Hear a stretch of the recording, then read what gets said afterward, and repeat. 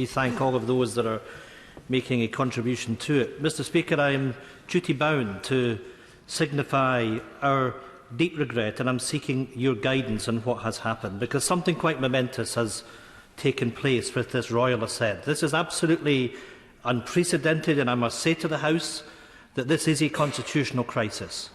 We are faced with a situation which is completely unprecedented when the government in Edinburgh, in Belfast and in Cardiff has not given consent to this Act of Parliament. And that completely contravenes the devolution settlement that made it clear that the consent of the devolved administrations had to be given in Bills of Parliament that become Acts of Parliament that involve the devolved administrations. I fully respect that those that voted for the Conservative Party in England have got what they wanted for. But the fact remains, Mr Speaker, that the people of Scotland were told in 2014 if we stayed in the UK that our rights as EU citizens would be respected. And moreover, we were told that we were to lead the United Kingdom, that this was a family of nations. Our rights would be respected. And we find ourselves here today that our Parliament has been ignored. Our government has been ignored.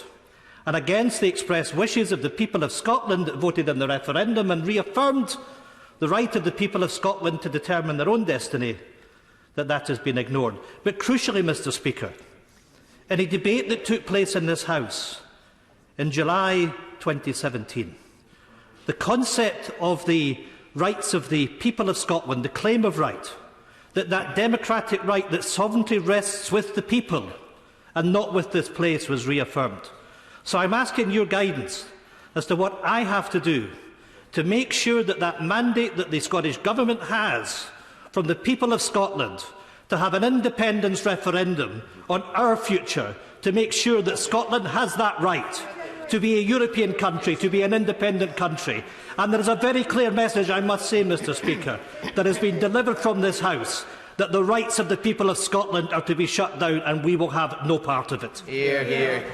You're a very experienced member of this House, Mr Blackford, so you don't need my guidance on anything. You know that that's not a point of order for the Chair. It's a political point that you've made, and you've made it in your own way.